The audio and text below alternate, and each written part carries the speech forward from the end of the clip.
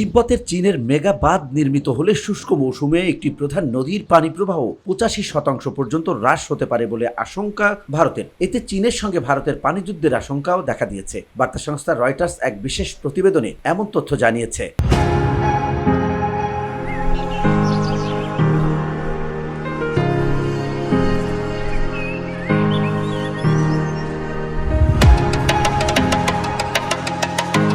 বার্তা সংস্থাটি বলছে, চীনের নতুন মেগা বাঁধ নির্মাণের ফলে পানি প্রবাহ কমে যাওয়ার বিষয়টি সম্পর্কে অবগত 4টি সূত্র রয়টার্সকে একথা বলেছে। এই আশঙ্কার পর দিল্লি দ্রুত নিজস্ব বাঁধ নির্মাণ পরিকল্পনা নিয়ে এগিয়ে যাচ্ছে, যাতে সম্ভাব্য ক্ষতি মোকাবেলা করা যায়। 2000 সালের শুরু থেকেই এই নদীর পানি প্রবাহ নিয়ন্ত্রণের পরিকল্পনা করে আসছিল ভারত। তবে অরুণাচল প্রদেশের বাসিন্দাদের তীব্র বিরোধিতার কারণে প্রকল্পগুলো থেমে যায়। স্থানীয়দের অভিযোগ ছিল এসব বাঁধ তাদের গ্রাম ডুবিয়ে দেবে এবং জীবিকা হুমকির মুখে ফেলবে। তবে 2020 সালের ডিসেম্বরে চীন যখন বিশ্বের বৃহত্তম জলবিদ্যুৎ বাঁধ নির্মাণের ঘোষণা দেয়, তখন পরিস্থিতি বদলায়। এর ফলে ভারত তার প্রতিদ্বন্দ্বীর পানি নিয়ন্ত্রণ ক্ষমতা নিয়ে উদ্বেগ প্রকাশ করে। ভারতের বৃহত্তম জলবিদ্যুৎ কোম্পানি NHPC ইতিমধ্যেই অরুণাচল প্রদেশের আপার সিয়াং অঞ্চলে সম্ভাব্য বাঁধ স্থাপনের প্রস্তুতি নিয়েছে।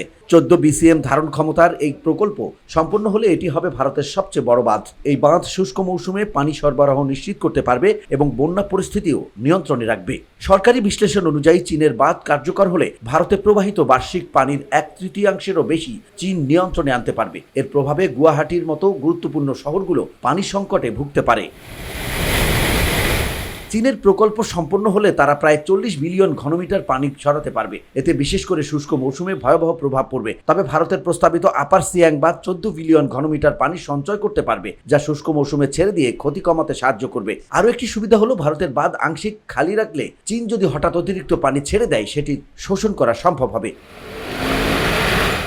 এদিকে চীনের পররাষ্ট্র মন্ত্রণালয়ের দাবি, তাদের জলবিদ্যুৎ প্রকল্প বৈজ্ঞানিক গবেষণার মাধ্যমে তৈরি এবং তা ভাটির দেশগুলোর পানি বা পরিবেশের ক্ষতি করবে না। তারা ভারত এবং বাংলাদেশের সঙ্গে দীর্ঘদিন ধরে সহযোগিতা বজায় রাখার কথাও জানিয়েছে। ভারতের পররাষ্ট্র মন্ত্রণালয় বা পানি সম্পদ মন্ত্রণালয় এ বিষয়ে কোনো মন্তব্য করেনি। তবে পররাষ্ট্রমন্ত্রী S জয়শঙ্কর গত 18 আগস্ট চীনা পররাষ্ট্রমন্ত্রীর সঙ্গে বৈঠকে এই উদ্বেগ উত্থাপন করেছিলেন। বিশেষজ্ঞরা মনে করছেন, এই বাঁধ সংক্রান্ত প্রতিযোগিতা দুই দেশের কৌশলগত টানাপোড়েন আরও বাড়িয়ে দিতে পারে। পানি সম্পদ নিয়ে ভবিষ্যতের সংঘাত এড়াতে দুই দেশের মধ্যে আলোচনা ও সহযোগিতা বাড়ানো জরুরি। VOD Bangla news desk.